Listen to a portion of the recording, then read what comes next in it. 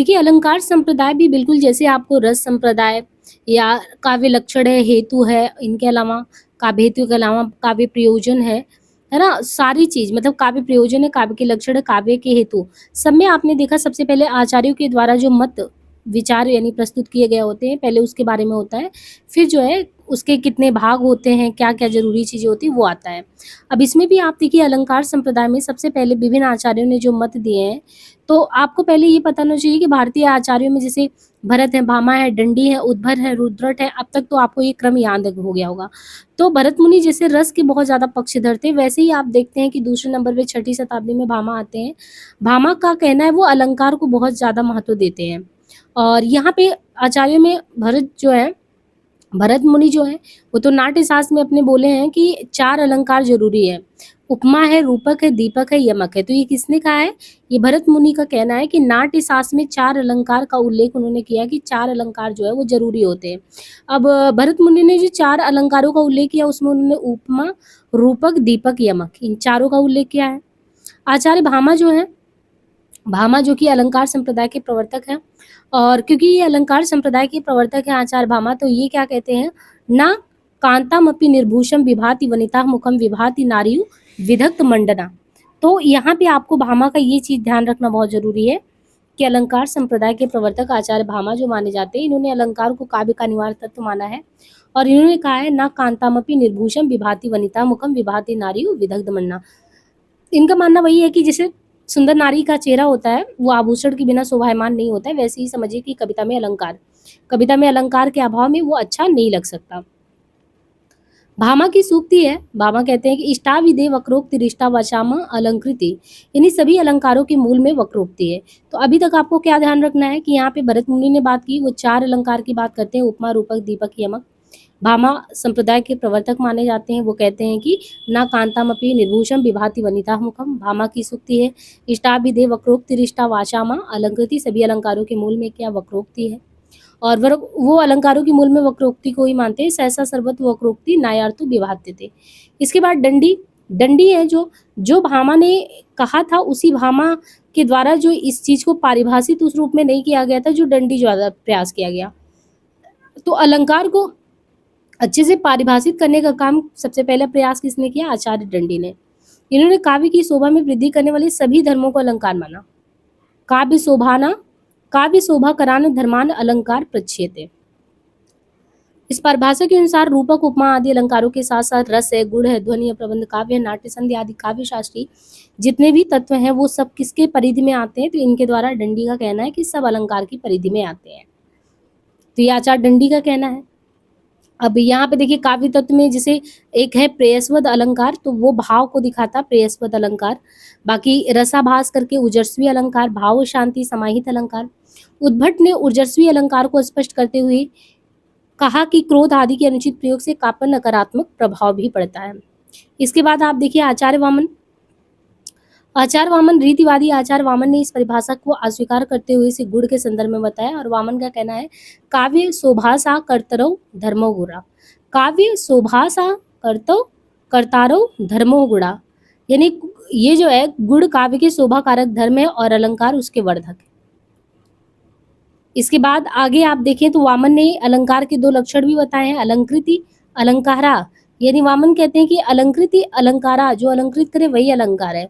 सौंदर्यम अलंकारा, सौंदर्य ही अलंकार है। फिर आनंदवर्धन, ध्वनिवादी आचार्य हैं आनंदवर्धन, तो ध्वनिवादी आचार्य आनंदवर्धन क्या लिखते हैं? अंगाश्रिता अस्तुत अलंकारा मंतव्य कटकादिवत। ध्वनिवादी आचार्य जो आनंदवर्धन है, इन्होंने क्या कहा है? अंगाश्रिता अस्त्व अलंकारा मंतव्य कटकादिवत। भावार्थ है कि जिस प्रकार कटक, कुंडल आदि आभूषण अमूमन शरीर की सुंदरता में वृद्धि करते, वैसे ही अलंकार काव्य का बाह्य शोभा कारक ये तत्व माना जाता है। और अन्य आचारों में देखें तो अन्य आचारों में रुद्रट, उन्होंने सबसे पहले वैज्ञानिक ढंग से अलंकारों को 4 भागों में बांटा। देखिए रुद्रट जो है 4 भाग में बांटते हैं, तो रुद्रट जो है वास्तव, औपम में, अतिशय और श्लेष में इसको विभाजित करते हैं। आचार्य राजशेखर ने अलंकार को वेद का 7वां भाग माना है। क्या माना है? राजशेखर ने अलंकार को वेद का 7वां भाग माना है और अलंकार को वेदार्थ का उपकारक घोषित किया है। आचार्य जयदेव आचार्य जयदेव जो है वो अलंकार के महत्व पर बल देते हैं और कहते हैं अंगीकरोति यह काव्या शब्दार्थ वनम अलंकृति असौ न मन्यते कस्माद उष्णम अलंकृति, यानी उष्णता रहित अग्नि के समान अलंकार विहीन काव्य की कल्पना नहीं की जा सकती। ऐसे ही अग्नि पुराणकार वेदव्यास के अनुसार अर्था अलंकार के अभाव में सरस्वती विधवा स्त्री के समान है। फिर ध्वनि समर्थक आचार्य जगन्नाथ हैं, वो कहते हैं काव्यो आत्मना व्यंग्य से रमणीय प्रयोजका अलंकारा, यानी काव्यात्म व्यंग्य की रमणीयता के प्रयोजक ही अलंकार कहलाते हैं। अब यहाँ पे देखिए भामा दंडी उद्भट रुद्र भोज जयदेव अप्पय दीक्षित केशव मिश्र केशवदास चिंतामणि कुलपति देव सूरति मिश्र कुमार मणि श्रीपति सोमनाथ भिखारी दास प्रताप शाही मतिराम दूल्हा भूषण पद्माकर आदि अलंकार समर्थक आचार्य तथा आनंद वर्धन मम्मट विश्वनाथ जगन्नाथ आदि अलंकार विरोधी आचार्य माने गए हैं। रीति काल में अलंकार को जो है बहुत ज्यादा महत्व दिया जाता है और यहाँ पे हिंदी विद्वानों के भी मत दिए गए हैं, जैसे अलंकारों का प्रयोग नवयुग की चेतना के अनुरूप बालात नहीं करना चाहिए, बल के साथ नहीं कहना चाहिए, ऐसा है महावीर प्रसाद द्विवेदी का। तो आपने जब काव्य लक्षण काव्य प्रयोजन सब में पढ़ा होगा तो उसमें आचार्य में भारतीय काव्य शास्त्र में जो भी आचार्य रहे और हिंदी के आचार्य हैं, तो उस कॉन्सेप्ट के प्रति जो है हिंदी आचार्य अपने क्या मत व्यक्त करते हैं। देखिए सबको लेके अलंकार को लेके अलग अलग मानना है, कोई अलंकार को ही काव्य की आत्मा मान ले रहा है, कोई रस को ही मान ले रहा है, लेकिन भारतीय आचार्यों में आप एक संतुलित व्यवहार देखेंगे कि जैसे महावीर प्रसाद द्विवेदी कहते हैं कि आपको अलंकार का प्रयोग करना है तो ऐसा नहीं एकदम बालात नहीं, जबरदस्ती नहीं करना है। और यहाँ पे शुक्ल जी एक कदम और आगे अच्छी बात करते हैं कि मैं अलंकार को केवल वर्णन प्रणाली मानता हूँ, किसी चीज को आपको वर्णित करना है बस एक अलंकार का प्रणाली मानता हूँ, उससे ज्यादा कुछ नहीं। ये साधन है, साध्य नहीं। अल्टीमेट आप इसको क्या मानते हैं, तो इसको आपको एक साधन के तौर पे लेना है, ये कोई साध्य नहीं है। साध्य को बुलाकर इन्हीं को साध्य मान लेने से कविता का रूप कभी कभी ज्यादा विकृत हो जाता है। आप प्रस्तुत योजना प्रस्तुत के अनुरूप होनी चाहिए और उसमें भी वस्तु गुण और क्रिया अथवा व्यापार समष्टि का भाव जगाने की वैसी ही क्षमता होनी चाहिए। आगे भावों का उत्कर्ष दिखाने और वस्तुओं के गुण और क्रिया अधिक तीव्र अनुभव कराने में भी कभी कभी ये सहायक होते हैं। आगे कहते हैं बाबू गुलाब राय, जब तक अलंकार भीतरी उत्साह के घोतक होते हैं तब तक वे शोभा को उत्पन्न करने वाले कहे जा सकते हैं, किंतु जब वे रूढ़ या परंपरा मात्र रह जाते तब वे भार रूप में दिखाई देते हैं। बाबू गुलाब राय का कहना भी सही है कि जब तक अलंकार आपको भीतरी उत्साह के घोतक है तब तक तो ये शोभा को उत्पन्न करते हैं, किंतु जब वे रूढ़ या परंपरा बन गए तो वो चीज भार के रूप में, कोई भी चीज जब रूढ़ या परंपरा बन जाए तो वो क्या होता है, भार होता है। सुमित्रा नंदन पंत जी का कहना है कि अलंकार केवल वाणी की सजावट के लिए नहीं होना चाहिए, काव्य अभिव्यक्ति के लिए। ऐसा ना हो कि अलंकार अलंकार ही कहते रहे, अभिव्यक्ति के केंद्र में वो आया ही नहीं। जो उसका एक मतलब काव्य को जो काव्य का सार है वो तो आना चाहिए ना। सब कुछ ये ना हो कि अल्टीमेट गोल ही आपका साध्य ही क्या हो जाए, अलंकार हो जाए। मन के उच्छ्वास के साथ वाणी अनिवार्यता उच्छ्वसित हो जाती है, वाणी का यही उच्छ्वास उक्ति वैचित है, इसलिए व्यापक अर्थ में अलंकार उक्ति वैचित है, कहना है डॉक्टर नगेन जी का। आगे कहते हैं कि अलंकार में कि अलंकार से मतलब क्या है, अलंकार से अलंकृत होने वाला। आनंद वर्धन के अनुसार श्रृंगार आदि रस अलंकार होते हैं क्योंकि अनुप्रास आदि अलंकार रस के ही तो अलंकृत करते हैं उसी को। कुंतक आनंद वर्धन से असहमति प्रकट करते हुए लिखते हैं कि शब्दार्थ अलंकार्य है क्योंकि अलंकार मूलतः काव्य के शब्दार्थ रूपी शरीर को ही सुशोभित करता है। बाद के आचार्यों में कुंतक का मानना है आनंद वर्धन रसा अलंकार्य, कुंतक शब्दार्थ अलंकार्य। अलंकार की संख्या देखें तो भरत मुनि जो है नाट्य शास्त्र को कहते हैं, जिसमें वो बताते हैं कि 4 अलंकार। भामा क्या बोलते हैं, भामा काव्य अलंकार के संदर्भ में 37 या 39, दंडी काव्य आदर्श के बारे में 35, उद्भट बोलते हैं काव्य अलंकार सार संग्रह 40, वामन काव्य अलंकार सूत्र उनकी रचना उसमें वो 33 बताते हैं, रुद्रण काव्य अलंकार में 52 बताते हैं, कुंतक वक्रोक्ति जीवितम में 13 बताते हैं, भोजराज सरस्वती कंठाभरण में 72 बताते हैं, मम्मट काव्य प्रकाश में 67 बताते हैं, वेद व्यास अग्नि पुराण में 16 बताते हैं, रुयक अलंकार सर्वस्व में 81 बताते हैं, जयदेव चंद्रालोक में 100 बताते हैं और विश्वनाथ साहित्य दर्पण में 88 बताते हैं, अप्पय दीक्षित कोयलानंद में 124, जगन्नाथ रस गंगाधर में 161। उद्भट ने गुण और अलंकार में अंतर न करते हुए उपनागरिका परुषा और कोमला वृत्ति का विवेचन अनुप्रास के तहत किया हुआ है। दृष्टांत काव्यालिंग और पुनरुक्त वदाभास अलंकारों की उद्भावना उद्भट ने अपने ग्रंथ काव्यालंकार सार संग्रह में की है। कुंतक ने निरूपण तो 20 अलंकारों का किया है, किंतु प्रति स्तूपमा उपमेयमा तुल्योगिता अनन्वय निदर्शना परिवृत्ति और सोक्ति की उपमा में तथा समूह सोक्ति के श्लेष में शामिल कर अलंकारों की कुल संख्या वैसे 13 हो गया। भोज ने द्विरुक्ति अनुप्रास के उपभेद के रूप में जिस विप्सा का उल्लेख किया है, जिसका सबसे पहला प्रयोग भिखारीदास ने किया था। अब अलंकारों के प्रकार में देखें तो अलंकारों के वर्गीकरण का सर्वप्रथम प्रयास किसने किया? आचार्य वामन। इन्होंने दो भेद किए आचार्य वामन ने, शब्दालंकार, अर्थालंकार। शब्द का वाचक द्वारा और अर्थालंकार है वाच्य द्वारा। वेदव्यास और आचार्य भोज ने इसमें तीसरा जोड़ दिया जो कि है उभयालंकार। इस प्रकार अलंकार के कुल 3 भेद हो गए, शब्दा, शब्दगत, अर्था, अर्थगत और शब्दार्थ। और आचार्य मम्मट ने अन्वय और व्यतिरेक संबंध का भी वर्गीकरण किया है। अन्वय का क्या मतलब है? अन्वय का अर्थ है परस्पर तालमेल। अब व्यतिरेक का क्या मतलब है? व्यतिरेक इसका अर्थ होता है अंतर, जहां पद और चमत्कार में परस्पर तालमेल के बजाय हो, जहां जो पद है और चमत्कार में परस्पर तालमेल के बजाय अंतर हो, वहां पे व्यतिरेक होता है। जहां चमत्कार पैदा करने वाले पद के स्थान पे उनके पर्यायवाची के प्रयोग से चमत्कार नष्ट नहीं होता, वहां पे अर्थालंकार होता है। जहां उक्त दोनों स्थितियां बनी रहती, वहां पे उभयालंकार हो जाता है। अब यहाँ पे देखिए शब्दा, अर्था, उभया अलंकार क्रमशः दिया है, तो शब्दा में कौन कौन से आते हैं? अनुप्रास, यमक, श्लेष, वक्रोक्ति। अर्थालंकार में उपमा, रूपक, उत्प्रेक्षा, संगति। ये लिस्ट आपको ध्यान रखना है कि शब्दा में ये इंपॉर्टेंट में कौन आता है? ये चारों, अनुप्रास है, यमक है, श्लेष है, वक्रोक्ति। अर्थालंकार में उपमा, रूपक, उत्प्रेक्षा, असंगति, विरोधाभास। उभयालंकार जो है इसमें डॉक्टर रामचंद्र तिवारी ने पुनरुक्त वादावास और उपमा को राजशेखर ने संपूर्ण अलंकारों की जननी और अप्पय दीक्षित ने अलंकारों का शिरोरत्न कहा है। ठीक है, तो शब्दा में कौन कौन है? अर्था में यहाँ पे उपमा, रूपक, उत्प्रेक्षा, संगति 5 दिए हैं। उभया में रामचंद्र तिवारी ने पुनरुक्तवास को कहा है। उपमा को राजशेखर ने संपूर्ण अलंकारों की जननी कहा है। अब यहाँ पे अलंकार के लक्षण और उदाहरण दिए गए हैं। वैसे अगर देखें शब्दा में 4 भेद है इसके, अनुप्रास है, यमक है, श्लेष है, वक्रोक्ति। तो शब्द अलंकार के कितने? 4 भेद हो गए, अनुप्रास, यमक, श्लेष, वक्रोक्ति। अनुप्रास के कितने हैं? तो 5 भेद है। अनुप्रास में देखिए छेकानुपास, छेका, वृत्या, इनको क्रम से आप कैसे याद रख सकते हैं? जैसे यहाँ पे एक पद दिया है, नील नलिन रस बरसो अपांग। अब नील में न और ला, न ला, ये क्रम से दिया है, इसलिए जब अनेक व्यंजन मतलब एक है, दो व्यंजन है, लेकिन ये क्रमागत रूप में है। तो छेकानुप्रास जहाँ अनेक व्यंजन की आवृत्ति यानी दोहराव हो अनेक व्यंजन की, लेकिन एक बार स्वरूप तथा क्रम में हो, जैसे नल, नलिन।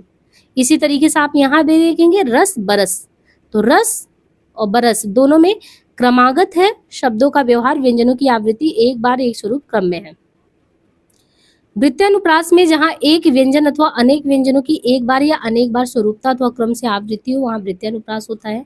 वृत्यानुप्रास सबहि सुलभ सब दिन सब देशा, तो जहां एक व्यंजन अथवा अनेक व्यंजन, एक व्यंजन हो अथवा अनेक व्यंजन, देखिए वहां पे 2 यानी एक से अधिक की बात थी, यहाँ पे कह रहा कि जहां एक व्यंजन अथवा अनेक व्यंजन, समझ रहे हैं? यहाँ पे ये कह रहा कि जहाँ पे एक व्यंजन अथवा अनेक व्यंजन कि एक बार या अनेक बार स्वरूपतः क्रम में आवृत्ति हो, वहां पे वृत्या। ऐसे आप नहीं समझेंगे। यहाँ पे देखिए जैसे सा है ना, वो सा का कई बार यहाँ पे प्रयोग हुआ है।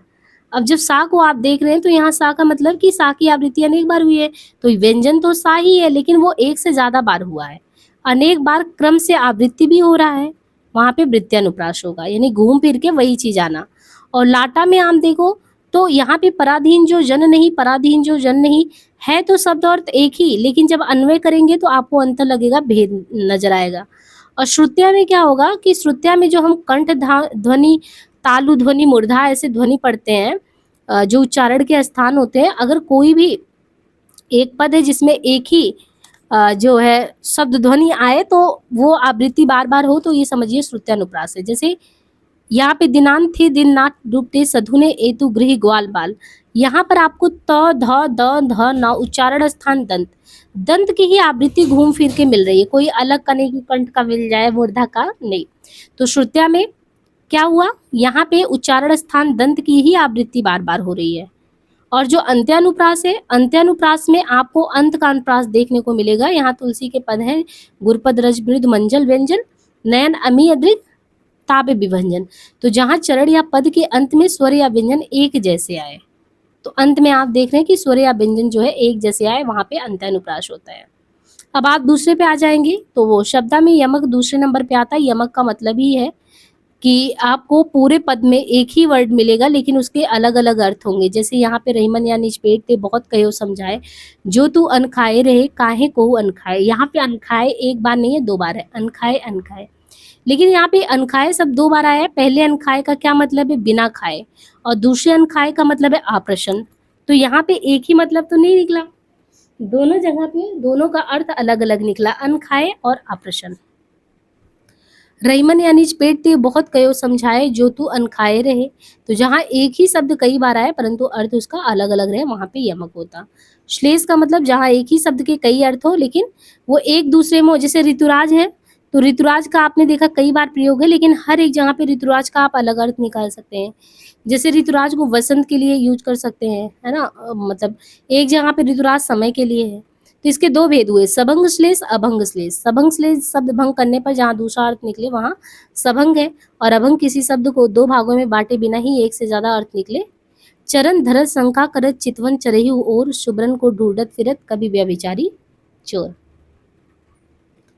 वक्रोक्ति वो अलंकार है जिसमें सुनने वाला कही हुई बात का कोई अन्य ही अर्थ निकाल ले।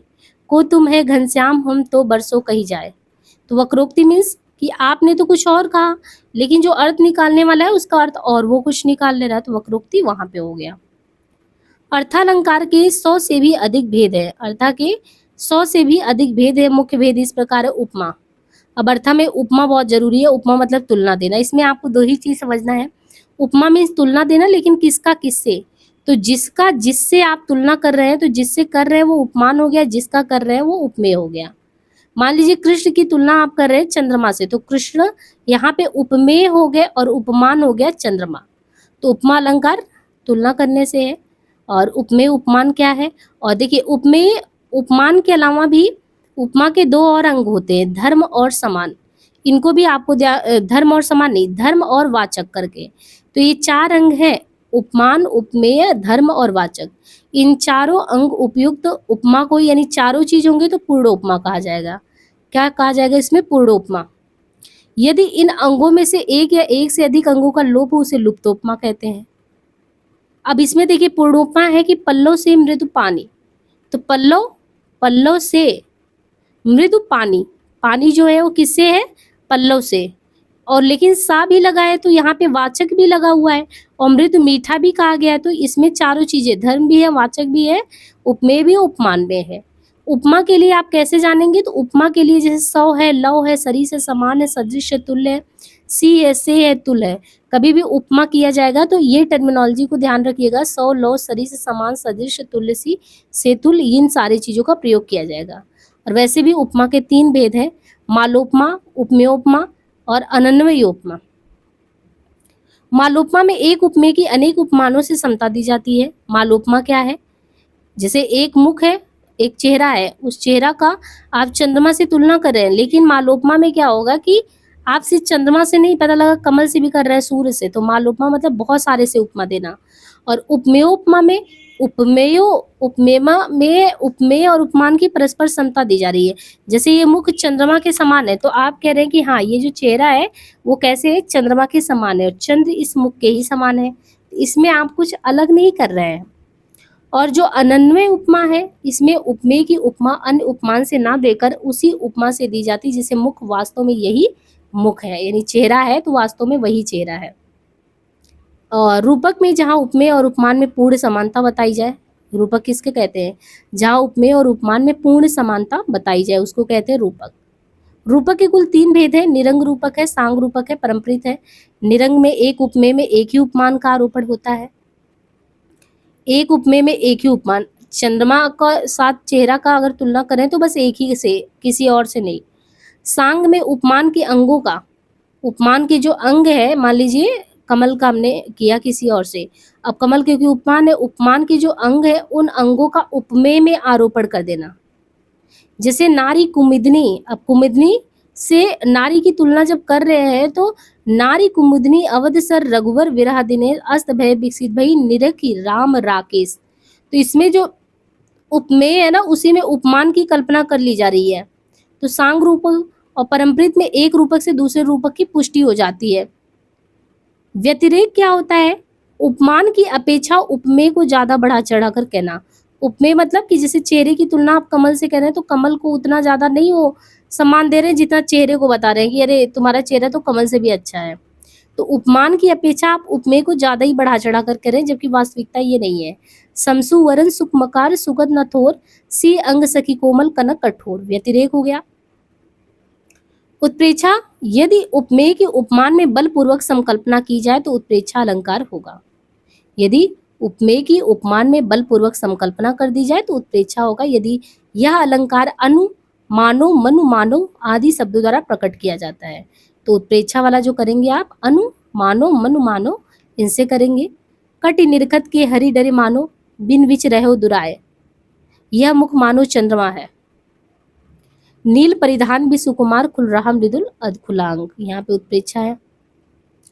देखिए, तो उत्प्रेक्षा समझ में आया कि यदि उपमेय की उपमान में बलपूर्वक, यानी उपमेय मान लीजिए चेहरा सुंदर भी नहीं है, लेकिन आप क्या कह रहे हैं, यदि उपमेय के उपमान में बलपूर्वक संकल्पना कर ली जाए कि नहीं नहीं तुम्हारा चेहरा तो मानो कमल ही है, मतलब मानो क्या जान ही लो, तो आप उत्प्रेक्षा के बारे में जहां पे भी अनु आए, मानो, मनु, मानो इनसे आप पहचान जाएंगे।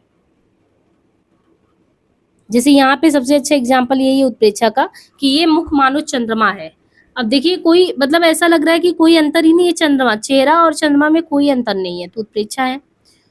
उत्प्रेक्षा में 3 है। वस्तु उत्प्रेक्षा, वस्तु उत्प्रेक्षा में यहाँ पे बताया गया कि जहां पर प्रस्तुत वस्तु में अप्रस्तुत वस्तु की संभावना दिखाई जाए। जो चीज आपको सामने दिख रहा है उसमें जो नहीं दिख रहा है उसकी संभावना व्यक्त की जाए कि हाँ हाँ नहीं ये बात बिल्कुल सही है। तो जहां पर वस्तु जो प्रस्तुत है उसमें अप्रस्तुत वाला दिखाया जाए। सखी सोहत गोपाल के उरकंजन कुंजन की माला। आगे है हेतुत्प्रेक्षा। हेतुत्प्रेक्षा में जहां वास्तविक कारण को छोड़कर अन्य हेतु को स्वीकारा जाए। वास्तविक कारण को छोड़कर हेतुत्प्रेक्षा। फलोत्प्रेक्षा, जहां फल प्राप्ति ना होने पर भी फल की प्राप्ति मान ली जाए। प्रतीप का अर्थ होता है उल्टा। प्रतीप अलंकार मतलब एक तरीके से प्रतीप का अर्थ ही होता है उल्टा। उपमा अलंकार में जिस तरह उपमेय को उपमान के समान कहा जाता है, यानी उपमा में जिस तरह उपमेय को, यानी मुख चेहरा है मानो चंद्रमा के समान, अब क्या कहा जाएगा, उसी के विपरीत कहा जाएगा। ये मुख तो चंद्र से भी ज्यादा सुंदर है। अब तक तो तुलना की जा रही थी तो चंद्रमा को इज्जत ज्यादा मिल रहा था, लेकिन उल्टा चंद्रमा से ज्यादा सुंदर चेहरा हो गया। तो ये मुख तो चंद्रमा से भी ज्यादा सुंदर है, यानी चंद्रमा भी तुम्हारे आगे फीका है। अपुनीति अलंकार क्या होता है, जहां उपमेय को झूठा कहकर उपमान को सच्चा मान लिया जाए। उपमेय मतलब ये चेहरा है, ये कमल है, तुलना की जा रही थी। उपमेय को कि ये तो उतना नहीं है और उपमान को सच्चा मान लिया कि चंद्रमा तो चंद्रमा है, तुम्हारा चेहरा कुछ भी नहीं है। गरल गरल नहीं खल वचन बिस जे दाही प्राण। तो यहाँ पे आपको देखने को मिलेगा ना, नाही और मिस व्याध, क्योंकि अपनीति में झूठा कहा जा रहा है ना, तो झूठा के लिए ना, नहीं इन शब्दों का प्रयोग होगा ही। भ्रांतिमान, इस अलंकार में किसी एक वस्तु को भ्रम के कारण कुछ और ही समझने का वर्णन रहता है, जैसे री सखी मोही बचाए या मतवारे भ्रमर सो, या किंसुक कुसुम जान कर झपट भौरा सुख की लाल सोच पर। तो भ्रांतिमान है। संदेह, जहां सत्य असत्य का निश्चय न होने के कारण उपमेय का एक या अनेक उपमानों के रूप में वर्णन हो। तन्नी चंद्रा तरिनी तरुंजा तट तमाल तरुवर बहु छाया। दृष्टांत में जहां उपमेय और उपमान के रूप में दो अलग अलग वाक्य आए, इनको कहते हैं दृष्टांत। काव्यलिंग में उक्त के समर्थन का जहां कारण बताया जाए। अर्थांतर में जहां कोई सामान्य अर्थात व्यापक सिद्धांत या कथन किसी विशेष अर्थात सीमित सिद्धांत या कथन से पुष्ट हो, तो अर्थांतर होगा। समासोक्ति में समान कार्य, समान लिंग, समान विशेषण आदि के द्वारा प्रस्तुत वर्णन का अप्रस्तुत ज्ञान समासोक्ति अलंकार कहलाता है। अतिशयोक्ति में जहां चित्त की तीव्र भावनाओं को व्यक्त करने के लिए अथवा किसी की अत्यंत अधिक सराहना या प्रशंसा करने के लिए कोई अद्भुत बात कह दी जाए, वहां पे अतिशयोक्ति होगा। अतिशयोक्ति के भी दो मुख्य भेद है, एक रूपकातिशयोक्ति, एक भेदकाति। रूपक में क्या होगा, उपमान के वर्णन से उपमेय का बोध हो, बाधा था विदु को किसने इन काली जंजीरों से, या भेदक में अनियारे दिरख नयन करके है। विभावना, जहाँ कारण के अभाव में ही कार्य संपन्न हो वहां पे विभावना होता है। बिनु पद चले सुने बिन काना करके है। असंगति अलंकार में असंगति प्रथम में जहाँ कार्य और कारण अलग अलग हो, स्थान पर वर्णित हो। दृग उर्जत टूटत कुतुम जुरत चतुर्चित प्रीत। असंगति द्वितीय में क्या होगा, जहाँ समीचीन स्थान में करने योग्य कार्य को किसी अन्य स्थान में होना कहा जाए, वहां पे द्वितीय असंगति अलंकार होता है। यहाँ नेत्रों में लगाया जाने वाला व्यंजन अधरों पर और पांव में लगाया जाने वाला महावर भाल पर लगाया जाने वाला वर्णित है। असंगति तृतीय, जब किसी कार्य के करने को प्रस्तुत होने पर उसके विपरीत कार्य कर डाला जाए। संकर आई अमंगल कीनो। और प्रतिवस्तु उपमा, जहाँ पे उपमेय वाक्य और उपमान वाक्य समान हो तथा दोनों का एक ही धर्म दो समानार्थक शब्दों द्वारा हो, प्रतिवस्तु उपमा होगा। ऐसे विशेषोक्ति, कारण की उपस्थिति में कार्य का न होना विशेषोक्ति है। अन्योक्ति, उपमान के द्वारा उपमेय का वर्णन। स्वारस सुकृत श्रम विथा देख विहंग विचार, अन्योक्ति। निदर्शना के दो भेद है। निदर्शना प्रथम, जहाँ दो समान वाक्यार्थों का एक में आरोप हो, वहां प्रथम निदर्शना होता है। शूर प्रचंड होते वैसे ही जैसा है मार्तंड। और निदर्शना द्वितीय, जहाँ एक वस्तु में होने वाले गुण को दूसरे में दिखलाया जाए। तो यहाँ पे हमने जो फैक्ट था अलंकार का वो कर लिया। अब थोड़ा सा हम इसके कॉन्सेप्ट को भी देख लेते हैं। बाकी हमने और अच्छे से एक वीडियो में कराया है। फिर इसके अलंकार के क्वेश्चन को, या तो एक काम करते हैं, इसके बाद आप क्वेश्चन देख लीजिए कुछ कि कैसे आते हैं, तो थोड़ा सा आइडिया हो जाएगा। देखिए अलंकार से क्वेश्चन किस तरीके से आए हैं, तो अब आप आइडिया लगा पाएंगे। यहाँ पे आपने ओवरऑल जो फैक्ट था अलंकार का वो पढ़ लिया है। अब जैसे ये क्वेश्चन है कि पड़ी थी बिजली सी विकराल, लपेटे थे घन जैसे बाल। पड़ी थी बिजली सी, सा देखते ही आपको क्या लगा? सी से क्या हुआ? हमने चार धर्म आपको बताए थे अलंकार के क्या क्या होते हैं, जिसमें हमने कहा कि जिससे आपकी तुलना दी जाएगी वो तो क्या हो गया? उपमान हो गया। और चेहरे की तुलना चंद्रमा से कर रहे हैं तो ये उपमेय हो गया। और इसको जोड़ने का काम कौन सा कर रहा है? तो उपमा में आपने देखा था कि जोड़ने का भी काम करना चाहिए। उपमा देने के लिए जो भी चीजें, जैसे सा है, से है, कुछ भी हो, एक वाचक, एक धर्म करके था, एक वाचक करके था, ये चार चीजें थी। तो इसमें उपमा अलंकार है क्योंकि समान धर्म, स्वभाव, शोभा, गुण आदि के आधार पर जहाँ एक वस्तु की तुलना दूसरे से हो। उपमा का क्या मतलब है? समान धर्म स्वभाव, यानी ये चेहरा जो है वो किसके समान है? चंद्रमा के समान। यानी चेहरा जैसे वैसे ही चंद्रमा, स्वभाव भी चेहरे का, इनका भी। तो समान धर्म है, समान स्वभाव है, समान शोभा भी है, इसका मतलब गुण भी है। तो समान धर्म, समान स्वभाव, समान शोभा, गुण आदि के आधार पर जहाँ एक वस्तु की तुलना हम दूसरे से करें वहां पे उपमा है। उपमा के चारों अंगों को ध्यान में रखना है। यही है चार अंग उपमा अलंकार के। उनमें क्या है? उपमेय, उपमेय यानी जिसकी उपमा दी जाए। उपमेय मतलब चेहरे की उपमा अगर चंद्रमा से दी जा रही है तो जिसकी उपमा दी जाए, और जिससे दी जाए, जिससे दी जाए, यानी चंद्रमा से जिस शब्द से उपमा दी जाए तो वाचक है, आप किस चीज से दे रहे हैं। और समान धर्म, जिस गुण आदि को लेकर, यानी सुंदरता है तो सुंदरता समान धर्म को लेकर बात होनी चाहिए। और जिस शब्द से कि चेहरा मानो, यानी चेहरा के बारे में अगर जैसे यहाँ पे है तो इन्होंने कहा पड़ी थी बिजली सी, किससे? पड़ी थी बिजली से विकराल, लपेटे थे घन जैसे बाल। तो हम किससे तुलना दे कर रहे हैं? तो उपमेय हो गया, उपमा दी जा रही है। वाचक, जिस शब्द से दी जा रही है, किससे दिया जा रहा है, और किस गुण, एक दूसरे में गुण के रूप में कौन सा समान है, आपको ये भी इसमें देखना है। तो इस तरीके से आपने देखा ये पड़ी थी बिजली और ये करके। और इनके अलावा विवक्षा अलंकार या अन्य अलंकारों के बारे में जो दिया है, क्या है विवक्षा अलंकार? विवक्षा में जहाँ आदर, घृणा, हर्ष, शोक आदि भावों को व्यक्त करने के लिए किसी शब्द की आवृत्ति होती है, वहां विवक्षा होता है। जहाँ आदर, घृणा, हर्ष, शोक, आदर, घृणा, हर्ष, शोक आदि भावों को व्यक्त करने के लिए किसी शब्द की आवृत्ति होती है, दोहराव होता है, वहां विवक्षा होता है। उदाहरण में विवक्षा में क्या होता है? कातर दीदी करी चौदीस हेरी हेरी। तो विवक्षा में क्या हो गया? कातर दीदी करी चौदीस हेरी हेरी विवक्षा अलंकार हो गया, जहाँ आदर, घृणा, हर्ष, शोक आदि भाव को व्यक्त करने के लिए जो अलंकार हो आवृत्ति। संदेह में जहाँ किसी वस्तु को देखकर संशय बना रहे, निश्चय ही ना हो, वहां पे संदेह होता है। तो संशय में निश्चय, यानी सारी विष नारी है कि नारी विष सारी है कि सारी की नारी है कि नारी है कि सारी है, समझ में ही नहीं आ रहा है। इस करुणा कलित हृदय में अविकल रागनी बसती। इस पंक्ति में कौन सा अलंकार है? तो इसमें कौन सा है? अनुप्रास है। अनुप्रास में हमने क्या देखा था? श्लेष देखा था, वक्रोक्ति देखा था। अनुप्रास, अनुप्रास में भी अनुप्रास के हमने 5 भेद देखे थे। तो सबसे पहले इस करुणा कलित हृदय में अविकल रागनी बजती, हाहाकार मचाकर वेदना असीम गरजती, यही है ना पूरी पंक्ति। तो इस पंक्ति में अनुप्रास में आप देखिए कि इस करुणा कलित हृदय में आपको देखना, हमने वृत्त्यानुप्रास बताया था, छेकानुप्रास बताया था, है ना? तो यहाँ पे आपको अनुप्रास को पहचानने आना चाहिए। सबसे बड़ी बात तो यहाँ पे यही है कि इसमें जो है आपको पहचानना आना चाहिए। तो यहाँ पे एक चीज़ तो अनुप्रास में सबसे पहले यही होता है कि अनुप्रास किसे अनुप्रास अलंकार कहते हैं, जहाँ वर्णों की आवृत्ति दोहराव बार-बार हो, कई बार आए। अब करुणा, कलित, हृदय में विकल रागनी बजती। तो छेकानुप्रास में आपने देखा था कि जहाँ पे क्रमागत आए, जहाँ स्वरूप और क्रम से अनेक व्यंजन, जैसे नल वाला एग्जाम्पल दिए थे, या रस रस करके था, तो जहाँ स्वरूप और क्रम, बंदो गुर पद पदुम परागा, पद पदुम, तो आपको ये क्रम ही देखने को मिल रहा है ना, पद पदुम।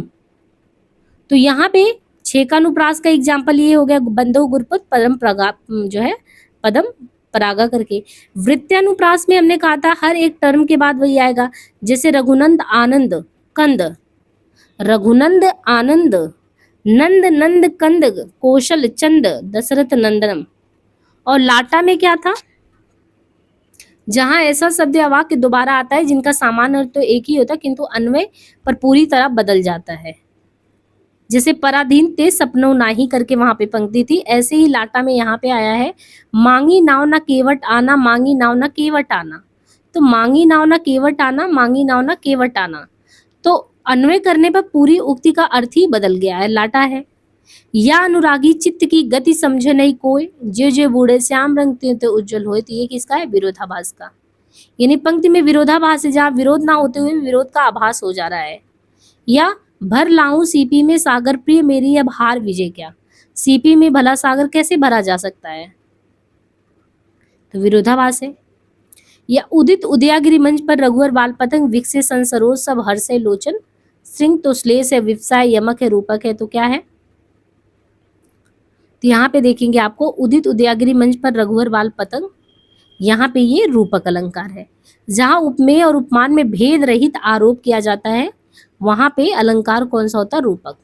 तो उपमेय और उपमान में भेद रहित आरोप है, यानी उपमेय और उपमान में कोई अंतर नहीं है, भेद रहित आरोप है।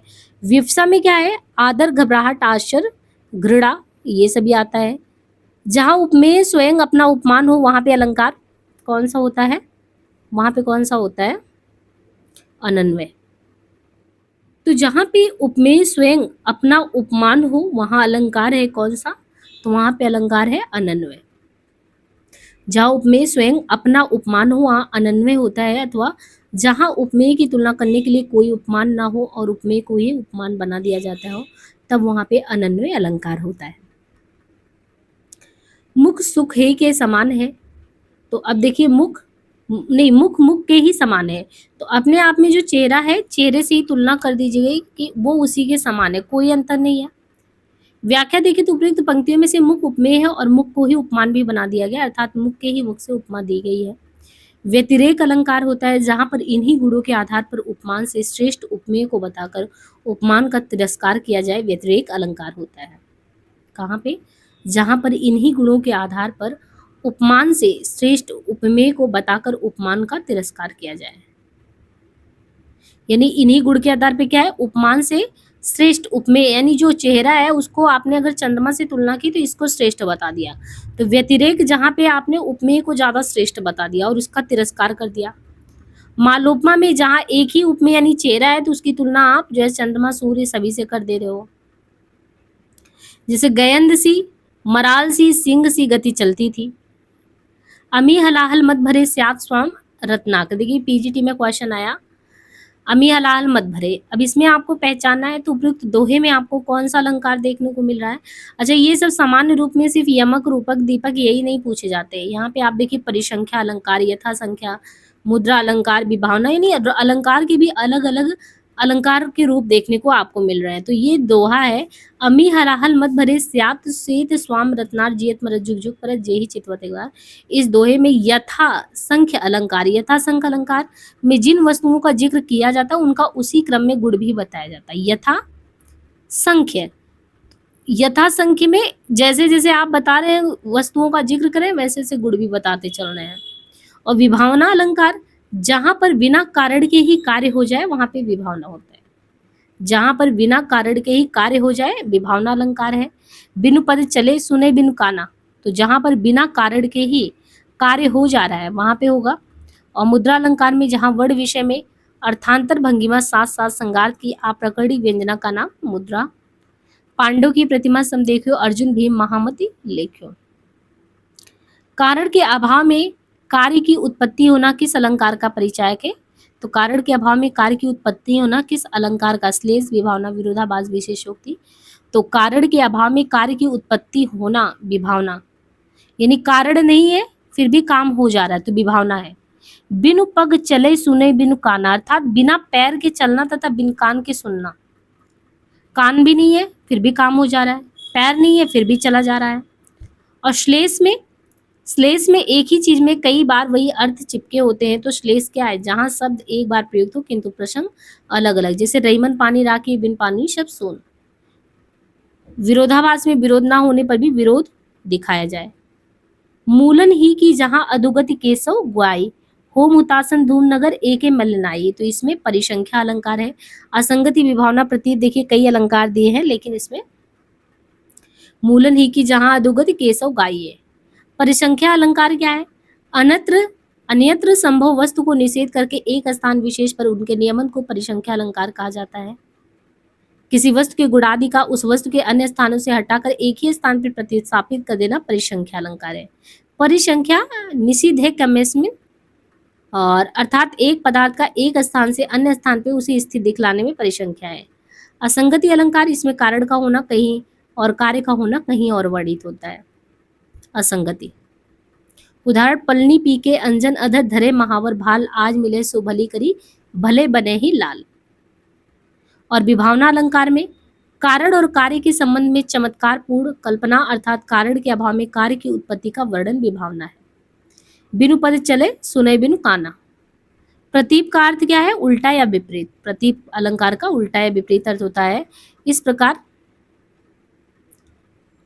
यहाँ पे जो प्रतीप का अर्थ दिया है, प्रतीप का जो अर्थ है वो अलग है।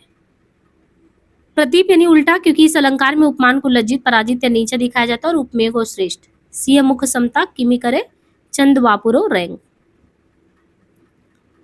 जहां वक्रता सर्प के चाल में थी, प्रजा में नहीं थी, ना भोपाल में थी।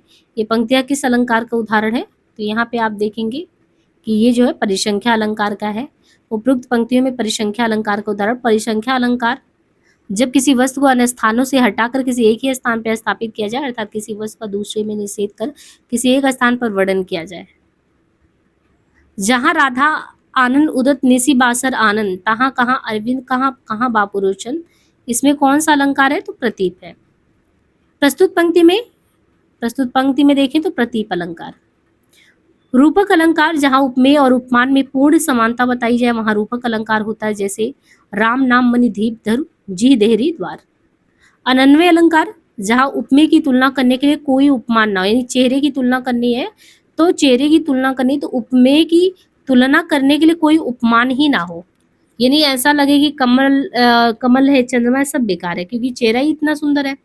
तो जहां उपमेय की तुलना करने के लिए कोई उपमान ना हो और उपमेय को ही उपमान बना दिया जाए, यानी मुख ही मुख के समान सुंदर है, मुख ही मुख के समान सुंदर है। अनन्वय में यही होता है कि कुछ भी तुलना करने के लिए नहीं है। और रूपक में वही चीज देखेंगे तो उपमेय और उपमान में पूर्ण समानता। रूपक में देखिए उपमा में तुलना की जाती है, उत्प्रेक्षा में मान लिया जाता है, रूपक में पूर्ण समानता कि रूपक में ये भी वैसे वैसे ये भी है।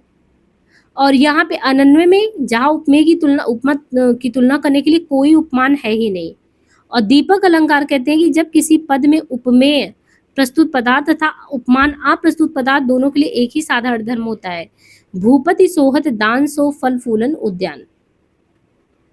निम्नलिखित में से क्या क्या अलंकारों के तहत आते हैं? दीपक, उल्लेख, रोमांच, वैदर्भी। तो इनमें से क्या क्या अलंकारों के तहत आते हैं? तो इसमें है क्या क्या आते हैं? दीपक और उल्लेख। तो दीपक और उल्लेख अलंकारों के तहत आते, जहाँ उपमेय और उपमान दोनों का एक धर्म कहा जाए वहां पे दीपक होता है। संगते जति कुमंते राजा, मानते ज्ञान मानते लाजा। प्रीति प्रणय बिनु पदते गुनी, नासंगी भई नीति अस सुने। उल्लेख अलंकार, जब किसी वस्तु का अनेक प्रकार से वर्णन किया जाए तब उल्लेख अलंकार होता है। जाकी रही भावना जैसी, प्रभु मूरत देखी तिन तैसी। वैदर्भी रीति, माधुर्य व्यंजक वर्णों से युक्त समास रहित ललित पद रचना को वैदर्भी कहते। वीथी विभावरी जागरी। रूपक उपमेय पर उपमान का आरोप या उपमान और उपमेय का आभेद जो है वही रूपक होता है। अब देखिए रूपक का भी इन्होंने तीन वो बताया। उपमेय को उपमान का रूप देना, उपमेय को उपमान का रूप यानी चेहरा है अगर कमल के समान तो उसका रूप देना। वाचक पद का लोप, उपमेय का भी साथ साथ वर्णन। या यहाँ अंबर तारा और उषा पर क्रमशः पनघट घट और नागरी का आरोप हुआ है। जब दो वाक्यों में बिंब प्रतिबिंब भाव हो तो अलंकार होगा। कौन सा होगा? दृष्टांत अलंकार। जब दो वाक्यों में बिंब प्रतिबिंब भाव हो तो वहां पे दृष्टांत होगा। प्रति वस्तु उपमा अलंकार, पुनरोक्ति प्रकाश अलंकार, उपमा अलंकार। देखिए यहाँ पे जो प्रति वस्तु उपमा अलंकार है, प्रति वस्तु उपमा में क्या कहा गया है? दो वाक्य में कह रहे हैं कि बिंब प्रतिबिंब भाव हो तो दृष्टांत होगा। प्रति वस्तु उपमा में जहां उपमेय और उपमान के अलग अलग वाक्य में एक ही समान धर्म दो अलग अलग शब्दों द्वारा कहा जाए, उपमेय और उपमान के अलग अलग वाक्य में एक ही समान धर्म के दो अलग अलग शब्द कहे जाए, वहां पे प्रतिवस्तु उपमा होगा। पुनरोक्ति प्रकाश, जिस काव्य में क्रमशः शब्दों की आवृत्ति एक समान हो। उपमा, दो वस्तुओं में समान धर्म के प्रतिपादन को उपमा के लिए आवश्यक माना जाता है। बाकी उपमेय उपमान समानतावाचक समान धर्म क्या होता है पहले भी बात किया है। मुख है अंबु सो सही मीठी बात बिसेखी में अलंकार कौन सा होगा? तो यहाँ पे व्यतिरेक बताया कि मुख है अंबु सो सही मीठी बात बिसेखी में कौन सा अलंकार है? व्यतिरेक अलंकार। व्यतिरेक अलंकार उपमेय की उपमान से अधिकता या न्यूनता को सूचित करता है। उपमेय की उपमान से अधिकता, उपमेय यानी किसी भी चीज का, यानी मान लीजिए चेहरे की तुलना आप चंद्रमा से करें तो उसकी अधिकता या न्यूनता कम है या ज्यादा ये बताता है। और प्रतीप अलंकार, प्रतीप का अर्थ उल्टा है, जहां बड़े को छोटा और छोटे को बड़ा करके बता दिया जाए। विभावना में जहां कारण के ना होते हुए भी काम हो जाए, बिनु पद चले। असंगति में कार्य, कारण और कार्य में संगति का भाव, असंगति में तो कार्य और कारण का भाव होता ही है, लेकिन यहाँ नहीं भी होता ना तो भी काम हो जाता है विभावना में।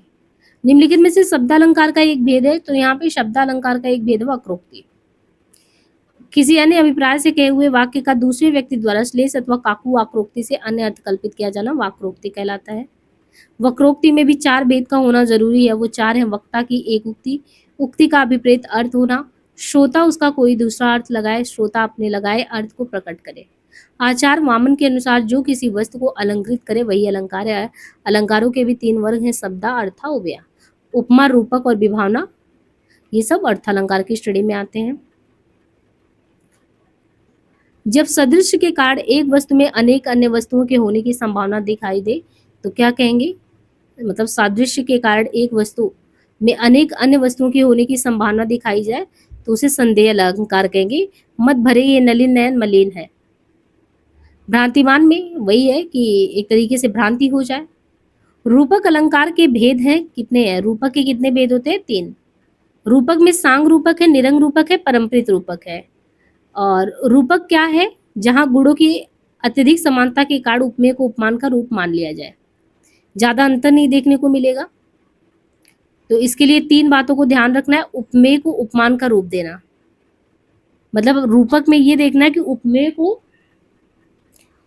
को उपमान का रूप देना। और वाचक पद का लोप होना, वाचक पद नहीं रहेगा बीच में। उपमेय का भी साथ साथ वर्णन, बीती विभावरी जागरी अंबर पनघट डुबो रही। तो यहाँ पे अंबर, तारा और उषा जो उपमेय है पर क्रमशः पनघट, घट और नागरी जो उपमान है का आरोप हुआ, वाचक पद नहीं आए हैं। नैको बुझादित नाही विराहन नैनल नीर नदी नह बहने, इन पे क्या है? तो विशेषोक्ति अलंकार है। रहीमन पानी राखी, ये कितनी बार आया है कि कौन सा है रहीमन पानी राखी में? तो प्रश्नगत में देखें श्लेष है, क्योंकि अलंकार में आप देखिए पानी का यहाँ अलग अलग अर्थ आया है। जो वस्तु को अलंकृत करे अलंकार वही है। तीन भेद भी बताए गए हैं: शब्दा, अर्था, उभया। और शब्दालंकार के निम्न भेद में अनुप्रास है, यमक है, पुनरोक्ति, वक्रोक्ति, श्लेष है। हा इन्हें रोकन को टोक न लगाओ तुम, इस पंक्ति में कौन सा अलंकार आया है? तो इसमें कौन सा अलंकार आपको देखने को मिल रहा है? ये है विवसा।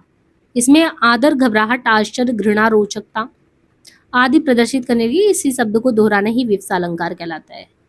अंबर पनघट में डुबो रही ताराघट उषा नागरी में कौन सा अलंकार है? तो रूपक है। अंबर पनघट में डुबो रही ताराघट उषा नागरी रूपक है। यहाँ पे उपमेय पर उपमान का आरोप या उपमान और उपमेय का अभेद है। बड़ा कंफ्यूजन हो जाता है अलंकार वाली टॉपिक को आप देखेंगे ना, एक तो बहुत ही ऐसा लगता है कि सब उपमेय उपमान और एक दो तो है नहीं।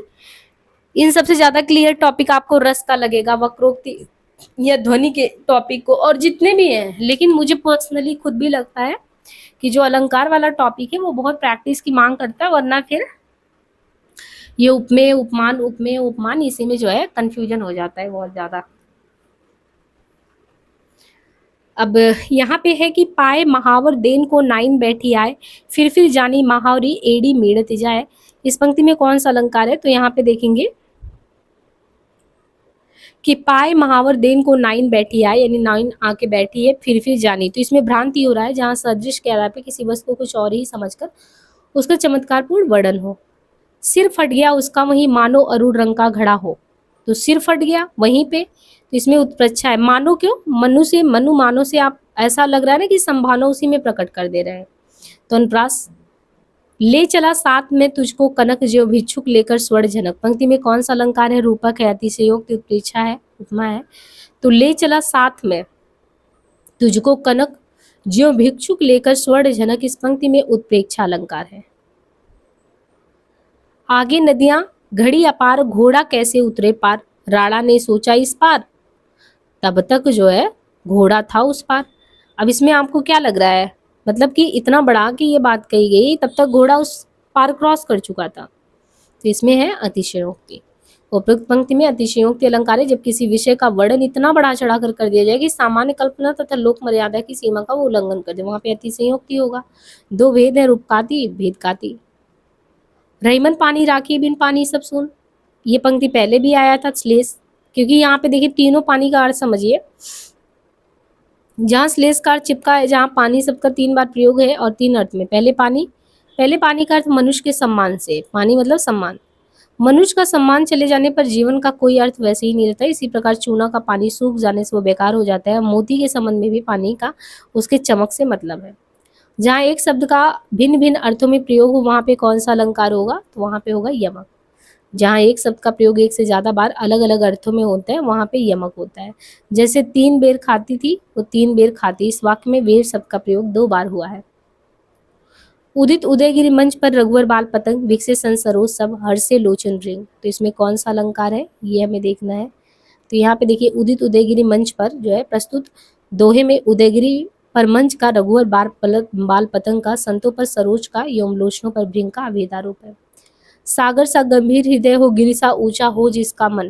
तो इसमें क्या है? उपमा अलंकार। उपमा के अंगों में उलटफेर करने से, अर्थात उपमेय को उपमान के समान ना कहकर उलटकर उपमान को ही उपमेय कह देना, वहां पे कौन सा अलंकार होगा? तो जहां पे उल्टा होगा आपने पहले ही भी पढ़ा था, प्रतीक। अलंकार 3 प्रकार के होते हैं, शब्द होता है, अर्था होता है, उभयालंकार होता है। और इनमें भ्रांतिमान जो है भ्रमवश हो जाता है। व्यतिरेक में हमने देखा कि उपमेय की उपमान से अधिकता का अथवा उपमान की न्यूनता का वर्णन। और मानवीय करण जो अलंकार है, जब जड़ पदार्थ और प्रकृति के अंग आदि पर मानवीय क्रियाओं का आरोप हो, तब वहां पे मानवीयकरण हो जाएगा। सीता के पैर कमल समान है, हरिपद कोमल कमल से, में कौन सा अलंकार है?